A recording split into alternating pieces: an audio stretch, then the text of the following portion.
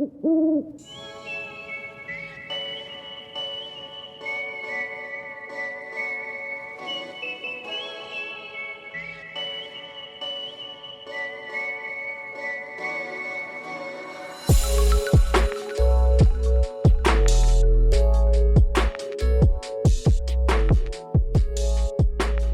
back to another episode of the Owl Talk podcast. And we have a special episode this time around because this is our 2024 year-end wrap-up. As always, this is Joe Palazzolo, and I'm very glad to be joined by our Grand Sage Christian Miele for the year-end wrap-up. And in addition, I'm happy to have a special guest co-host with me today, and that co-host is Sigma Pi Fraternity's 2024 Harold Jacobson Campus Leadership Award winner, Jack Madden from Delta Beta Chapter. Christian, welcome back to Owl Talk. And Jack, welcome to the Owl Talk podcast. Thank you, Joe. Glad to be here. And thank you, Christian. And Jack is also a newly minted past Sage. So Jack, congratulations on officially completing a very successful term at Delta Beta. Thank you very much. Had to retirement a little bit, but I'm still ready to put in some work, Yeah, and enjoy it because we'll have some work for you to do soon, I'm sure. I'm excited.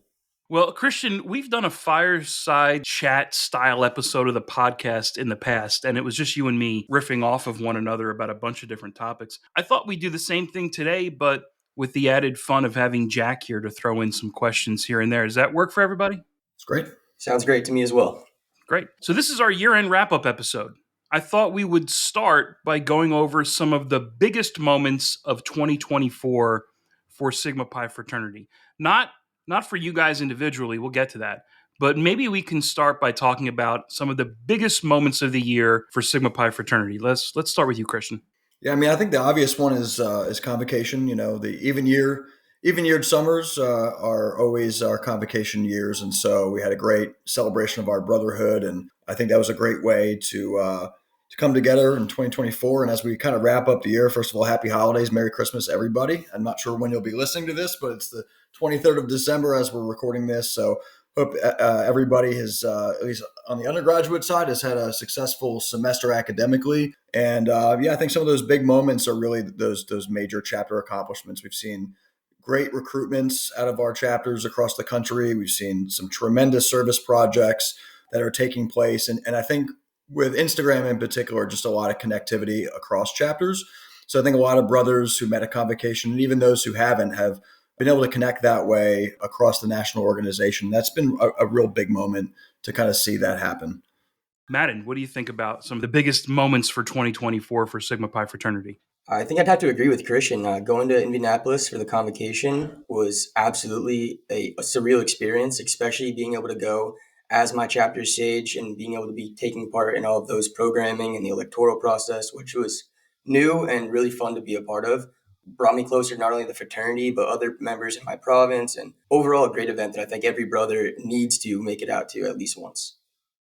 Yeah, maybe just go off on a tangent here on convocation, Madden. What is maybe like one or two major highlights that stick with you as someone who has been a long-term leader for your chapter going to your first convocation? What is something that stands out to you? Well, first, I thought the first cool thing about it was coming from an undergraduate, going to a new state, new location, and being able to stay in a hotel room and kind of dress up for the part, like a real business opportunity. That was special to me. I never had that opportunity before. I think a really special part was meeting the new brothers from not only the East Coast, but West Coast, across the entire country, where we were able to meet up and just share our same values, which was Sigma Pi, and talk about what our chapter was doing that was working, what we were doing that was not working at our campus, what we thought was going to be the future of our organization. And it was really special to just be there and meet up all at one, just to think about one thing, which was Sigma Pi. Another one I'd say is at convocation that really stood out as a highlight was the grandson of one of our founders, Bill Kennedy, the grandson of founder William Raper Kennedy, was actually there. It was his first convocation. He was only initiated, I would say, within the last 4 to 5 years at Alpha Chapter. I think seeing him, meeting him, hearing stories about his grandfather, our founder, was really special. I think he was signing some autographs, which was pretty cool. And he even brought some of founder Kennedy's tobacco, unsmoked tobacco, to show everybody. And I guess he inherited that from his father. I don't know, little unexpected thing at the convocation to meet him and spend some time with him. I'm fairly certain that the guy smoked that tobacco too. If I'm not I'm pretty sure they rolled up a couple tobacco cigarettes and enjoyed some tobacco from the 1940s. There you go. So, Joe and Christian, a question for both of you that I have is, what would you say your personal biggest accomplishments have been this past year in Sigma Pi? If Christian, you might want to start off. Yeah, sure. I think for me personally was being installed as Grand Sage after the election of convocation, and having some of my mentors in the fraternity actually be a part of my installation. My little brother from my home chapter at Towson was there, and one of the founding fathers from my chapter, and past Grand Sage Palazzolo and Williams and Kitch. They were all part of actually that ceremony for me, and so. Particularly for those mentors, them kind of conferring that honor upon you is sort of surreal. And believe it or not, Joe and we're now almost Joe, you may already be at the quarter century mark. This coming May will mark a quarter century since my initiation. And so you kind of look back and you're like, wow, how did we get here? How did we become the old guys, so to speak? Even though we're only in our early 40s, it goes by fast. And so I think the surreal nature of that experience for me was something that I'll always remember. And it's such a great memory for me. So yeah, thanks for asking. That's a pretty cool question. And even just to follow up, 25 years ago, as an early initiate, did you ever imagine yourself being on the Grand Council? I'd be lying if I said no. The first national event I went to was called Sigma Pi University. It was a leadership school. And then I went to the 2002 convocation in Philadelphia. And from that moment, and that was even before I was sage of my own chapter, I just thought, maybe one day I think, I'd like to be a part of leading this entire thing, not just my individual chapter. But I just thought, and I still continue to think, Sigma Pi has so much potential, and to be a part of shaping it and molding it into the world's greatest fraternity has been, is now, and will forever be my mission, and so I think that's why a lot of us give back, as we want to make sure that, the generations that follow us have that same incredible and profound experience that we did. That's awesome. And Joe, what about you? Biggest moments 2024, Sigma Pi.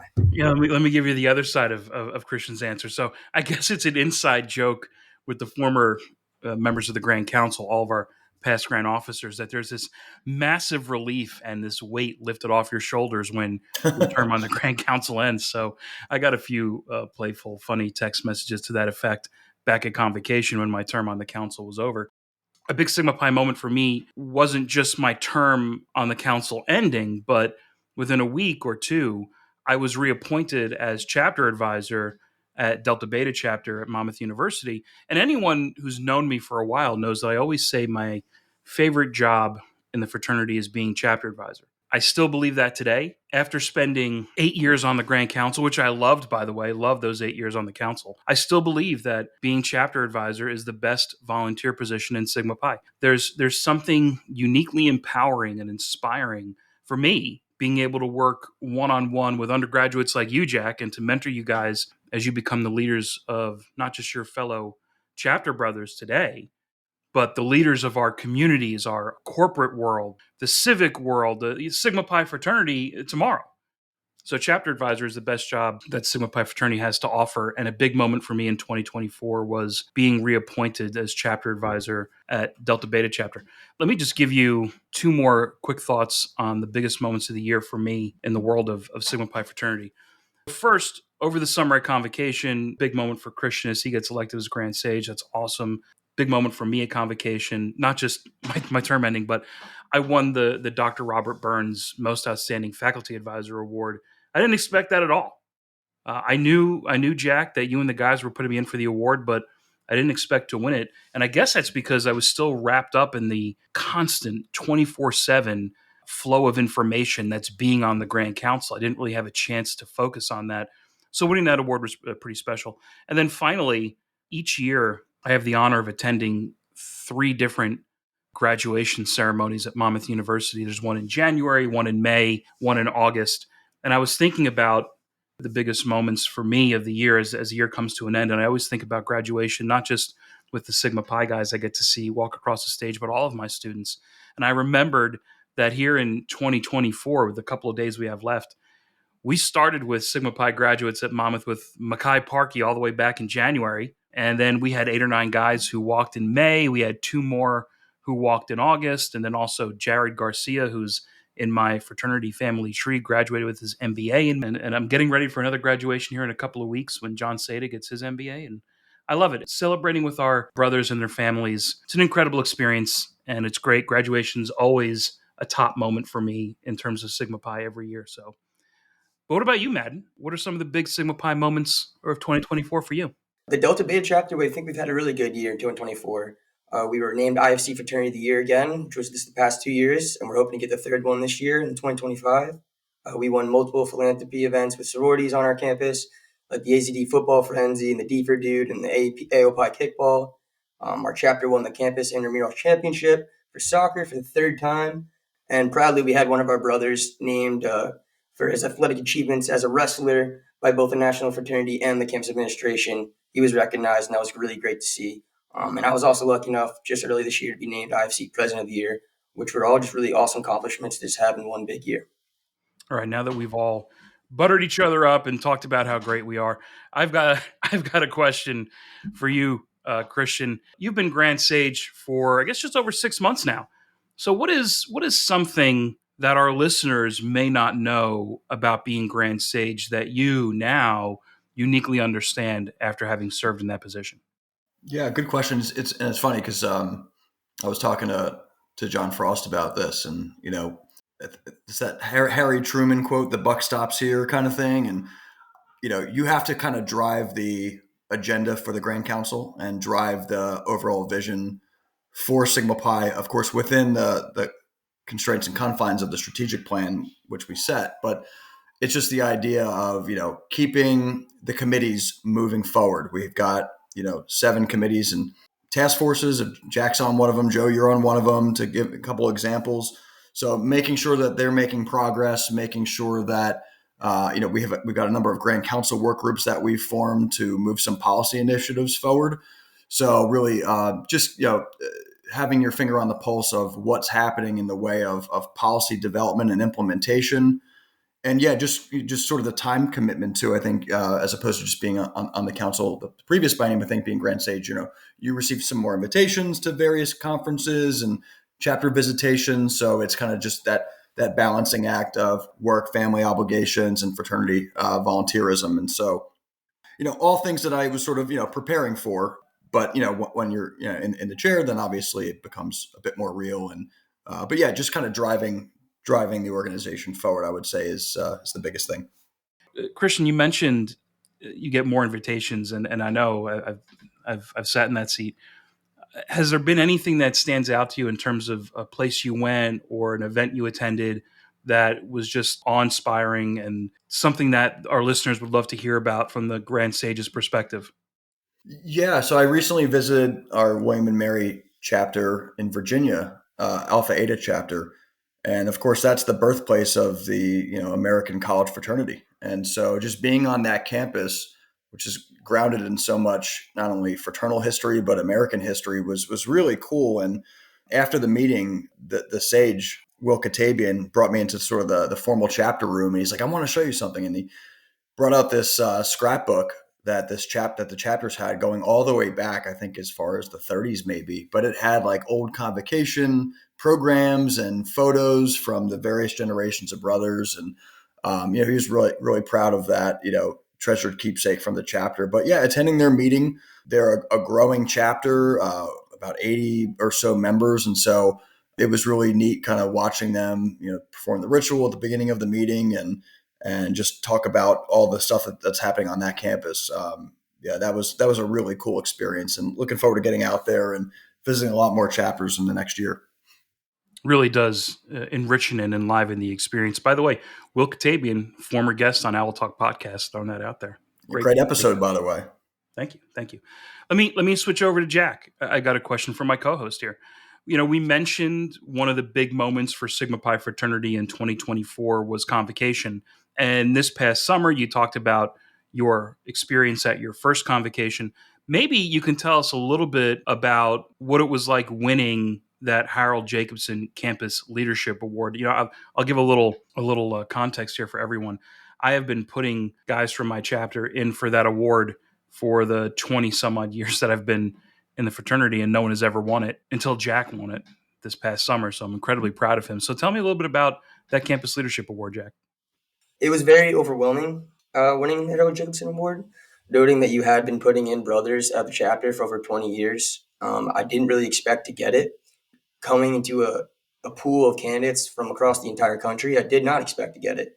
But then when we went to the convocation and my name was said, it was really big experience, not only for me to see that my work was being shown, but my chapter's work. It really was not just me, it was everybody together in the same boat. With that being said, though, going to the luncheon and being able to meet up with Grand Sage Christian and being able to be in the other room with the other leaders and the top chapters was really special. I'd never had one award like that. I have never really won any award like that ever. And I never really wasn't a leader in my life until I joined the fraternity. So it really meant a lot to me that my hard work is getting kind of shown, and it paid off a little bit. And it really was special to me, my family, and of course the chapter back home. So It's well deserved, Matt. thank you. Congratulations again. I'm sorry I had to interrupt the recording. I literally, as Jack was talking, I got this in the mail and I opened it up and it's like, oh, there's Jack Madden. So what are we promoting with this? This is the Impact campaign. So it's basically like thanking people for donating to the Impact campaign. And it's a picture of Jack and I guess two other guys from Delta Beta. Danny, Scheffler and Christian Condon. That's my grand little thank you note. And then they like gave us this little I made an Impact sticker. Look at that, man. They're using pictures of you. It's a great photo. It is a good photo. I mean, we were playing dodgeball. What is that? We were playing spikeball, I think. Yeah. Okay. I've never seen that. You know, see that little ball? It's not like, Have you seen spikeball, Christian? You never seen spikeball? No. Oh, boy. Spikeball? What? Is it a jersey thing? If so, Yeah. I mean, take my jersey card away because I don't know what spikeball is. I'm surprised, especially being from down here, especially. You've never heard of spikeball. Never heard of spikeball. That's the first. Every fraternity man across the country and every undergraduate knows what spikeball is. You don't know what spikeball is? All right. As soon as this recording's over, you're going to have to talk to me about spikeball. It's amazing. It's the newest game. And so, Christian, as the new Grand Sage, I was wondering, what do you plan for your term to be some major plans and programming for Sigma Pi to see within the next year? Yeah, so one of the big planks of what we're doing right now as a council is a lot of stakeholder engagement. So we actually just went into the field right around Thanksgiving. So most chapters should have received it. We went into the field with a ritual survey that needs to be taken by each sage, first counselor, and herald. And so what we're driving at is what's the level of proficiency for the ritual in terms of understanding, education. We're looking to kind of do an inventory of the equipment to see if there is a shortage of equipment among chapters that's sort of pervasive across the organization. So we can, reorder some items for people. We're looking at just every aspect of the values of the organization and making sure that they are being talked about. It's a part of the chapter's culture that the ritual is being performed and understood well. And so what I wanted to mention, and thanks for asking that question because it got me thinking, right now, a lot of our chapters are in the midst of officer transition. And so the survey went out right around Thanksgiving. And so I realized that a lot of the outgoing sages, first counselors, and heralds probably received it. And they may have thought, oh, well, let my successors take the survey. And so we just asked that, every chapter make sure that that survey gets submitted by whether it's the outgoing or the incoming. We just want to make sure each chapter is accounted for because we're trying to get some really good data around that. Along those lines, we're one thing that Jack, you and I are working on is on the Growth Opportunities Task Force is a number of alumni surveys, both quantitative and qualitative type stuff that we're looking to gather. And so we have an alumni club member survey that's actually almost ready to go into the field. And so we are looking at every aspect of the alumni experience. And so a lot of that begins with our chartered alumni associations throughout the country. And so we're hoping to get a lot of good feedback from the members of our alumni clubs as well. And then, along those lines too, we're going to be doing a lot of outreach to our brother and sister national fraternities to look at the ways that they're engaging their alumni. And so we're going to be doing that with very focused 90-minute phone interviews. And so the Growth Opportunities Task Force has developed a number of questions about, do alumni pay dues, and how often do you meet, and do you actually initiate individuals postgraduate, and what does that look like, and what are the challenges, and just looking at, basically holistically, can Sigma Pi be doing a better job with the way that we're talking to and engaging our alumni and providing ongoing membership experiences for them. So a big theme of the current Grand Council is this idea of, Sigma Pi, we always say it's not a 4-year experience, but a lifelong experience. And so what are we doing to make sure that that is real, right? So, you graduate, then what? What's the next step? How can you get involved? I know, Joe, after he rolled off the council, immediately became a chapter advisor. What are some other opportunities that people have, whether it's serving on one of the foundations, or whether it's serving as a regional advisor, or on a local chapter advisory board, or service on a committee, or a task force? Lots of ways to keep people involved, getting them involved with their alumni clubs, making sure that, again, Sigma Pi is this ongoing, lifelong experience, not just something that we do in college, and then sort of, it's something that is in the past. So, hopefully that answers your question a bit about the level of issues, or the type of issues, I should say, that we're looking into. Absolutely. I look forward to seeing what the Grand Council is going to be doing, and it looks like you have a lot on your plate to get after. So good luck. Thanks. Talking about the future, Jack, even just the immediate future in 2025, makes me wonder about you. What are your plans for future engagement with Sigma Pi Fraternity now that your term as Delta Beta Chapter Sage is over? While I'm in my past Sage role, I'm still going to be working with Christian on the Growth Opportunities Task Force. As a New Jersey local close to the Delta Beta chapter, I very much see myself keeping around, lending a hand when I can. And I would really like to give my all, advising as much as I can. Maybe one day take the chapter advisor spot from Joe. However, meanwhile, I've just been trying to give my best hand wherever I can, whether it's assisting the new Sage or whether down the road they need some alumni support or anything, I'll be there. Thanks, Jack. I can't help myself but to mention that this morning, Christian Madden sent me a message saying that they're going to put me in an old folks home soon. So he's already plotting to take over. You're going to roll you out to pasture. Yeah, get rid of me. All right, look, this has been great, guys. Do you have any final year-end thoughts for our listeners? Maybe we'll start with you, Jack, and then Christian, you can take us out.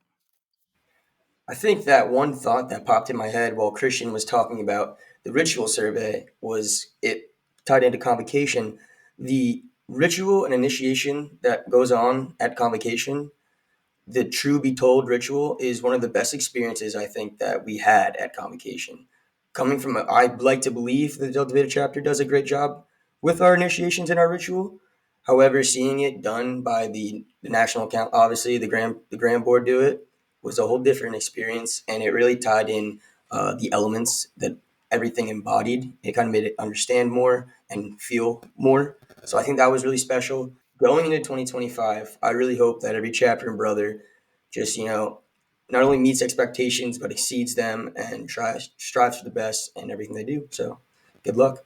Christian, any final year-end thoughts for our listeners? Sure. Yeah. I mean, I think, as I mentioned earlier, it's for many chapters, a time of transition. And so it could feel like a lot, for our new and incoming officers, that, it's a lot of work. I would just encourage everyone to reach out to the people who have done it before. So, lean on, your immediate past officers, lean on your advisors, lean on your contacts at the executive office. You're certainly not alone in this, and everybody wants to see you succeed, and your success is the fraternity's success, and vice versa. And so, I think just this idea of planning is really important. So sit down with your EC if you're a new officer listening out there. Plan for a great year. Things don't always go according to plan, but if you have a general roadmap of where you'd like to see your chapter, I think it's going to really make for a productive and successful year. And so, as we get ready to close out 24, I'm really excited for what's ahead. We're growing by leaps and bounds as an organization, and just really excited for our future as Sigma Pi.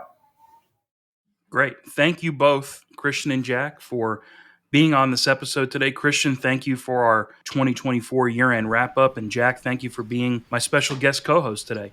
For all of our listeners, remember you can stay up to date on the latest in the world of Sigma Pi Fraternity by following us across social media. We are at Sigma Pi, all one word, on Instagram, X, and Facebook. On YouTube, we are at Sigma Pi Fraternity, also all one word. Thank you to everyone who listened to this episode, and we look forward to you joining us in the new year for the next Owl Talk podcast.